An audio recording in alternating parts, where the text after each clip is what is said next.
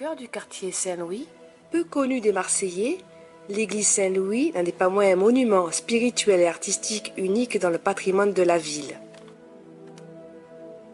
On regarde les choses dans l'espace. Cette église raconte des histoires merveilleuses. Elle est très riche en iconographie, des thèmes iconographiques qui sont très puissants. Alors le premier de ces thèmes, naturellement, c'est Saint-Louis.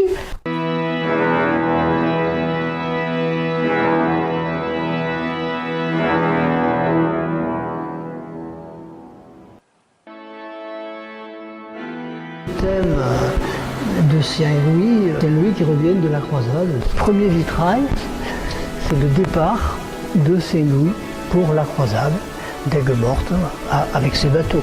On a les armoiries roi de France, leur cri de guerre Montjoie-Saint-Denis, puis Tunis avec la croix, puisque le roi Saint-Louis est mort à Carthage. Des vitraux avec Saint-Louis au centre, Jeanne d'Arc sur le côté, Saint-Vincent de Paul, l'ange Gabriel.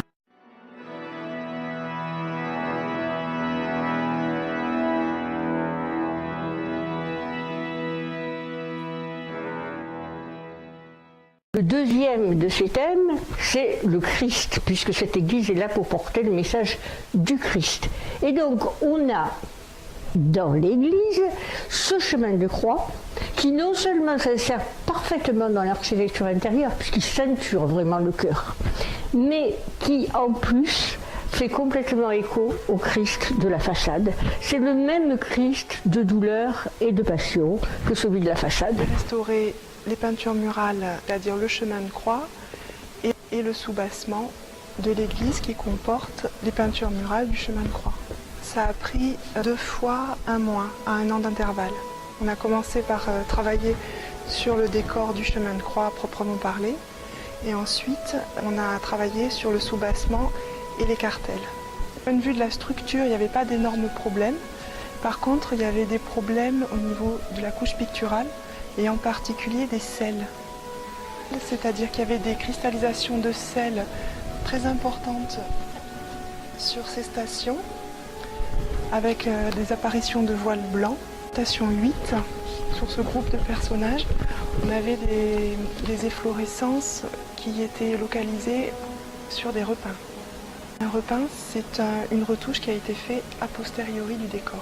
Dans la terminologie des peintures murales, il y a des peintures à la colle, il y a des détrempes, il y a des peintures à l'huile. Là, c'est vraiment une technique de fresque qui reprend des procédés à l'italienne.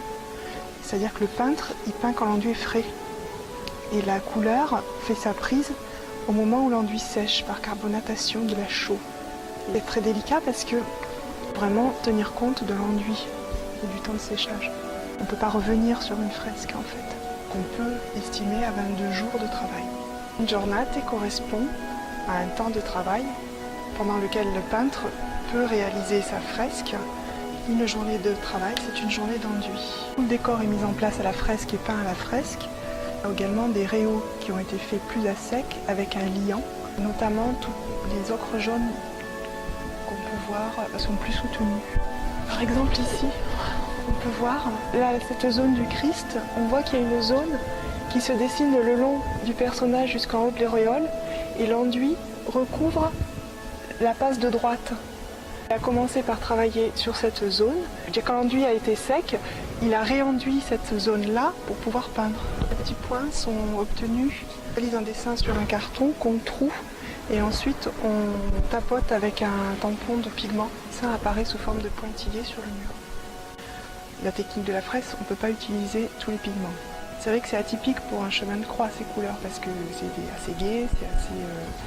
Et puis ce sont des pigments qui fonctionnent très bien avec la chaux, avec la fresque. Certainement que les pigments qui sont à base de cadmium, qui ont été analysés et qui sont à base de cadmium comme les oranges, surtout les oranges là-bas, ont été faits à sec.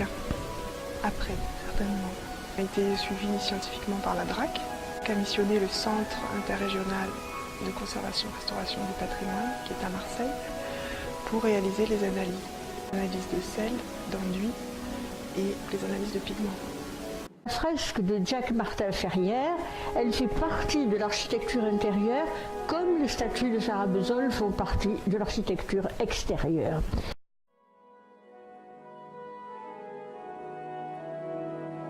C'est le sculpteur Carlo Sarabezol qui a sculpté l'ange porteur de la couronne d'épines, allusion directe à Saint-Louis qui le rapporta des croisades. Pour réaliser ces sculptures, Carlo Sarabezol n'a disposé que de 6 heures. On peut dire des tas de choses sur la fresque de Saint-Louis qui est un chef-d'œuvre réellement. Ce que dit justement Jacques Martin Ferrière sur son travail, le chemin de croix est une chose continue. Le mot même de chemin indique bien cette idée de suite ininterrompue. Pourquoi donc toujours le couper en 14 scènes séparées comme 14 tableaux, ayant chacun son sens propre, indépendamment des autres, alors que la continuité de pensée devrait plutôt être accusée par la liaison des scènes entre elles. C'est ce que j'ai cherché à faire. Mais alors, pour qu'il n'y ait pas de confusion entre les scènes, il fallait une grande clarté. Pas de personnages secondaires, soldats ou autres, dont on pourrait d'ailleurs parfois ne plus savoir à quelle station ils appartiennent, s'ils n'avaient une attitude claire vis-à-vis de l'une ou l'autre des scènes. J'ai donc supprimé tous les personnages n'ayant pas une utilité absolue, afin de laisser toute l'importance à la figure du Christ, sur laquelle l'intérêt se trouve ainsi concentré. Cela m'a permis de l'étudier plus profondément pour obtenir l'émotion et l'expression les plus intenses.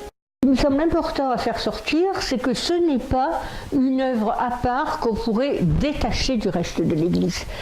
Elle a été construite, cette fresque, complètement dans la lancée de la construction de l'église. Les mois qui ont suivi ont été utilisés à la réalisation de la fresque du chemin de croix. Jacques Martin Ferrière est un peintre qui est né en 1893 et qui est décédé en 1972.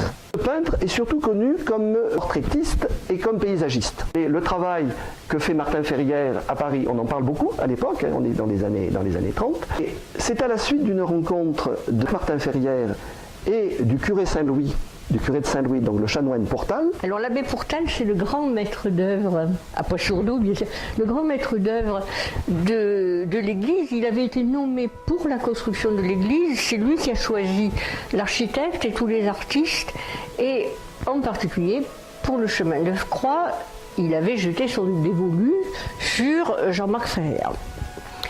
Mais avec la conscience qu'il lui avait demandé quelque chose d'absolument ridicule, irréalisable compte tenu de ses moyens à lui. Et Jacques Martin Ferrière avait répondu « Ne vous inquiétez pas, l'important c'est l'œuvre et elle se fera ». Et quand on regarde les choses dans le temps, tout ça c'est un ensemble. Ici on a affaire à un bloc dans l'espace et dans le temps. L'espace, parce que le terrain sur lequel l'église a été construite est petit. 1000 mètres carrés, c'est petit pour une église. L'espace a été utilisé au maximum. L'église s'inscrit dans un carré, c'est-à-dire la forme la plus dense qui puisse y avoir. La décoration extérieure a été construite dans le même temps et la décoration intérieure avec les fresques est venue tout de suite après. L'église de Saint-Louis doit être vue avant tout comme une église de mission.